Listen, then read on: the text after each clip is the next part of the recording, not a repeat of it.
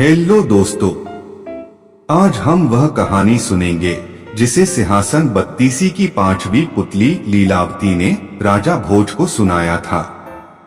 आइए शुरू करते हैं।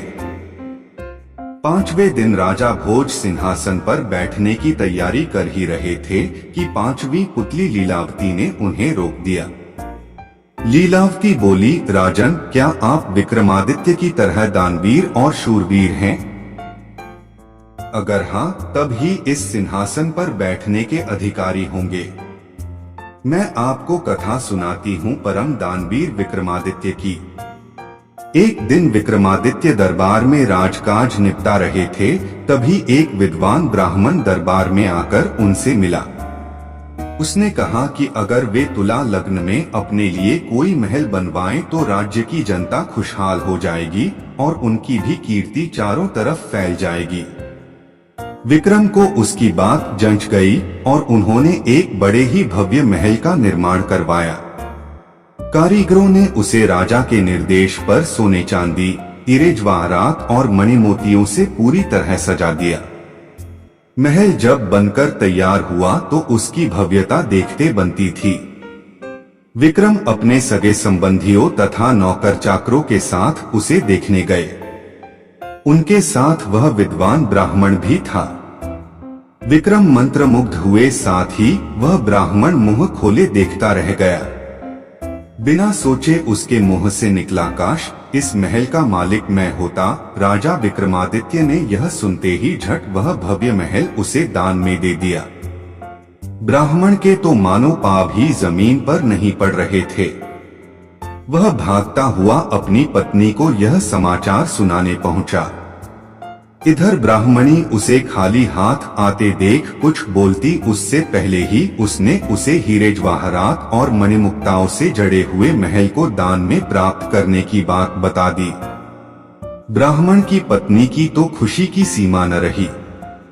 उसे एक बारगी लगा मानो उसका पति पागल हो गया और यूं ही अनाप शनाप बक रहा हो, मगर उसके बार बार कहने पर वह उसके साथ महल देखने के लिए चलने को तैयार हो गई।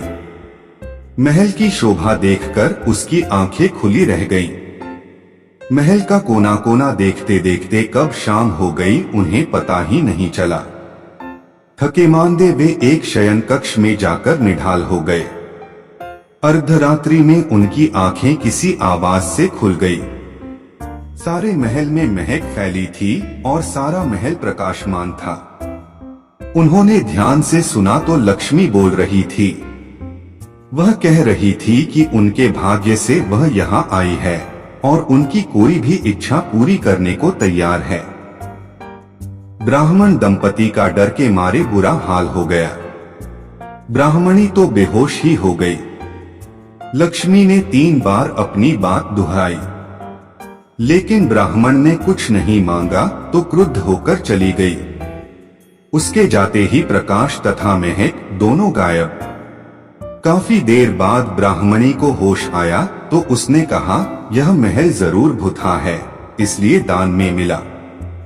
इससे अच्छा तो हमारा टूटा फूटा घर है जहाँ चैन की नींद सो सकते हैं। ब्राह्मण को पत्नी की बात जंच गई।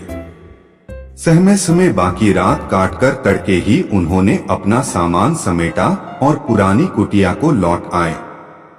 ब्राह्मण अपने घर से सीधा राजभवन आया और विक्रमादित्य से अनुरोध करने लगा कि वे अपना महल वापस ले लें।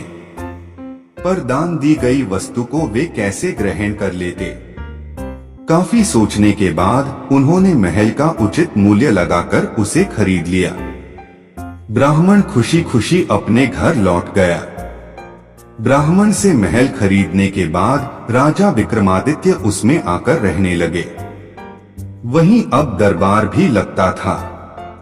एक दिन वे सोए हुए थे तो लक्ष्मी फिर आई।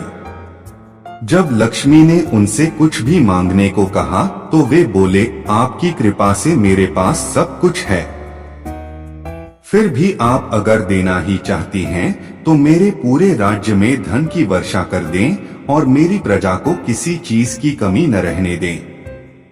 सुबह उठकर उन्हें पता चला कि सारे राज्य में धन वर्षा हुई है और लोग वर्षा वाला धन राजा को सौंप देना चाहते हैं। विक्रमादित्य ने आदेश किया कि कोई भी किसी अन्य के हिस्से का धन नहीं समेटेगा और अपने हिस्से का धन अपनी संपत्ति मानेगा। जनता जय जयकार कर उठी। इतना कहते ही पुतली लीलावती बोली, बोलो राजन, क्या इस कथा के बाद तुम इस सिंहासन के योग्य अपने आप को पाते हो? राजा भोज निराश हो गए और अपने कक्ष में लौट गए। अगले दिन राजा की कहानी हम अगले एपिसोड में सुनेंगे दोस्तों। आप इसी तरह कहानी सुनते रहे और खुश रहे और हमारे चैनल को जरूर सब्सक्राइब करें। धन्यवाद।